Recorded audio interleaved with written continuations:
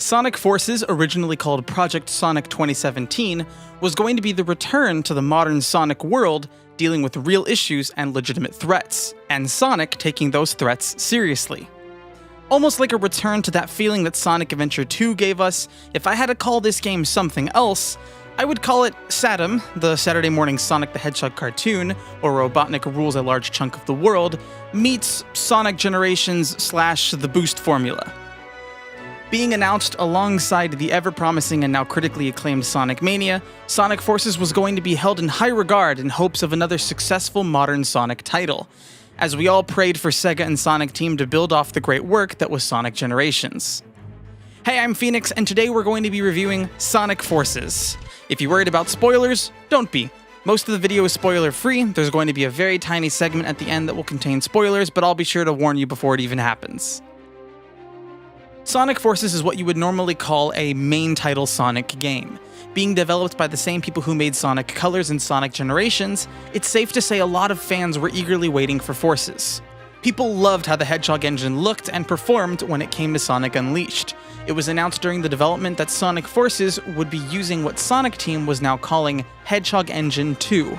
Seeing the initial footage, it's no lie that we all freaked out at how good it looked. But would this trend continue? Visually, this game is awesome. There are several different areas that you get to explore with multiple gameplay styles, which gives you a lot of different ways to view the environment. We all knew the game was going to look good, and for the most part it does. There were very few moments with some sort of graphical glitch like Sonic clipping through a wall or an animation bugging out. The colors are great, and each environment looks neat and interesting as a location. Now things change when you talk about the design of the gameplay. While everything looked great, how did it function from the mechanical perspective? While I'd love to really break down the boost formula at its core level, I'm going to save that for another video in the future. For this game specifically though, I'm going to be especially critical with it considering that it came from a decent line of other boost formula games that have had great success and have been very well designed. The game is split into 3 main gameplay styles, with a 4th one being a special combination of 2 gameplay styles. Returning from Sonic Generations is the classic Sonic gameplay format. If you've played Generations, there is no new surprises here. Classic Sonic functions nearly identical as he did before, sporting the classic 2.5D gameplay. Classic Sonic reminds you of what made old-school Sonic fun to play. Exploring different vertical paths, building up speed and maintaining it, all while still being able to see what's ahead. All of this comes with the fun of being able to make split-second decisions and enjoy zooming by at a fast pace. Classic Sonic is fun and the controls feel tight. However, it is no Sonic Mania. The visual clarity of Sonic on the screen can go from perfectly in view to wondering where Sonic even is. In a game like Mania, it's always very clear where Sonic is on the screen, even when you start to go so fast that the camera changes location, making Sonic no longer center-locked. While I would love to not have to compare Classic Sonic and Forces to something as incredibly good as Sonic Mania, they are the same gameplay format, and it's obvious which one feels better. Classic Sonic and Forces is good. Just simply good. Next up is the Avatar. No, not that Avatar. This Avatar. This is literally every young Sonic fan's dream come true. You get to pick an animal, customize the weapon types, also known as Wispons, and even accessorize them with different outfits. From a conceptual standpoint, this was super cool. Even I was really excited about it, and I normally prefer much more complex character creator systems such as ones found in MMOs like EVE Online and Black Desert Online. Okay, cool. Avatar's pretty awesome. What about their gameplay? This is, not confusing, but it's more like it's confused. Sometimes the stages for Avatar can feel pretty good. Pathing can change based on what specific Wispon you're using, and areas that you can access will change. And the flow of using certain Wispons for certain stages can feel really great at times.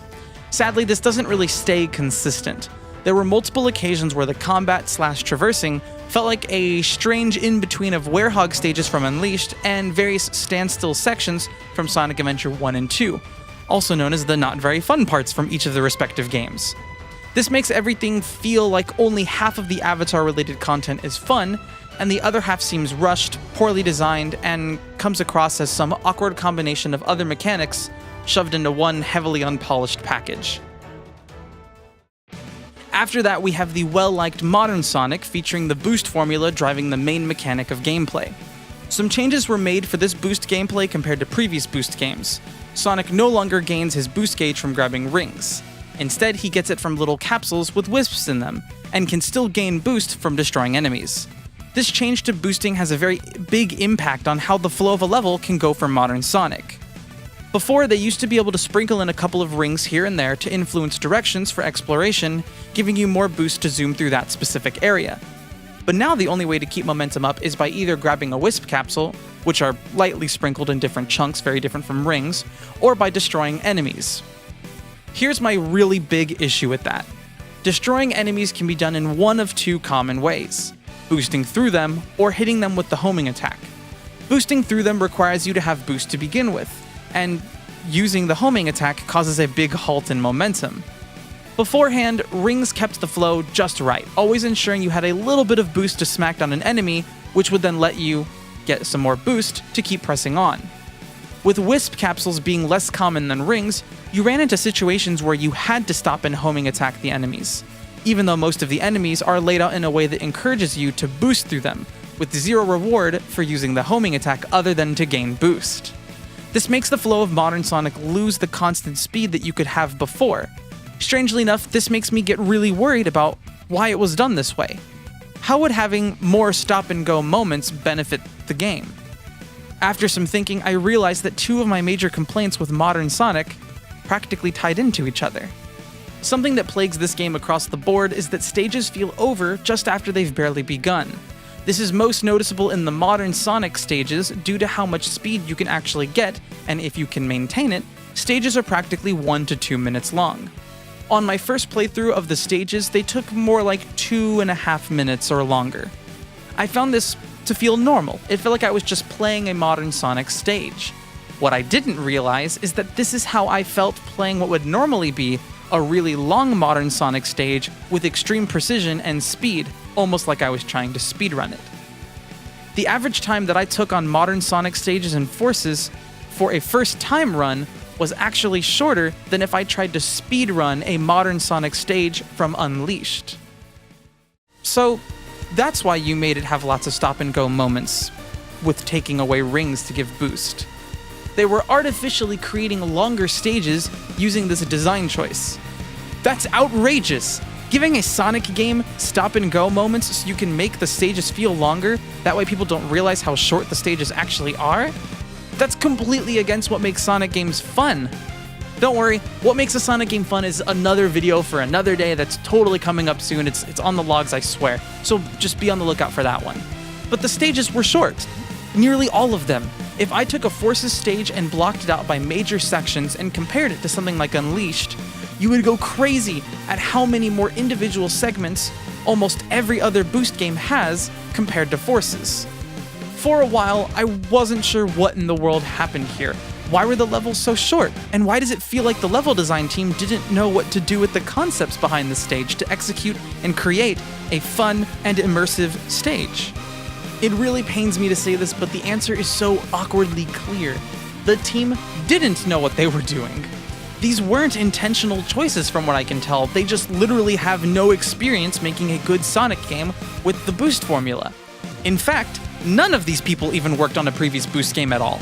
The only person with relevant Sonic game experience was, understandably, Junpei Otsu. But if you look at the experience from other games they've worked on, it's clear they probably shouldn't have been appointed this position in Forces anyway.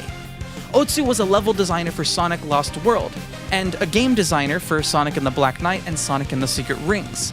With all of these titles being very critically controversial, and by that I mean they're all pretty bad, why was Otsu given this position? I could go on all day about the various team changes for level designers with the Boost formula games, but we'll save it for another time. Lastly, for gameplay, we have the tag team stages. I love the tag team stages, but not exactly for the reasons most people might. The tag team stages are levels where you get to play as the Avatar character and Sonic simultaneously. This made for some really awesome gameplay that felt rewarding when you stopped and was rewarding for when you were boosting. Albeit the levels were still short, but they actually felt expansive, wide open, and with lots of different opportunities. This is because you get to enjoy the speed of modern Sonic with the interesting pathing that gets put into play when you have the Wispons for the Avatar character. This reminded me so much of Sonic Adventure 2's Sonic stages using the Lightspeed Dash. It gave you this sense of freedom and exploration, taking you to different areas you never knew you could get to before. It's basically boost formula Sonic Adventure 2 with the what if the werehog was actually fun scenario in play. These stages were fun and had lots of story relevance to them whenever they happened.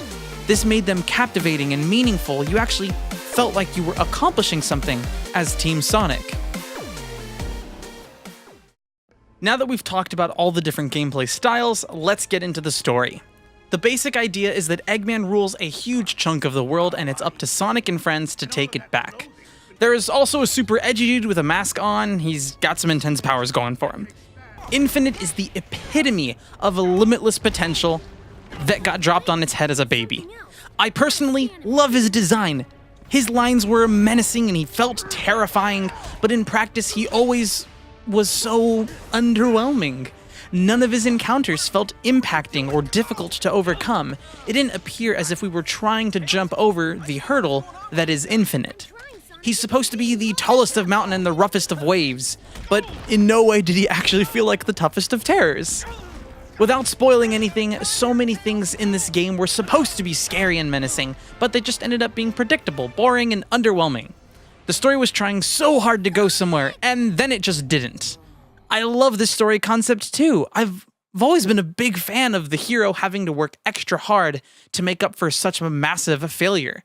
The fact that Eggman rules a large chunk, like 99% of the planet, and you have to take it all back is really intense.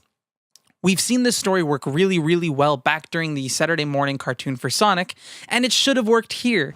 But when it tried to do anything that was meant to feel like a real threat, it was met with no one actually taking it seriously in the story. Nothing seemed important or actually difficult to overcome. If it ever did, it was then addressed within the next cutscene. I want to say so many good things about the story because it should have been good, but there's only so much benefit of the doubt that I can give something.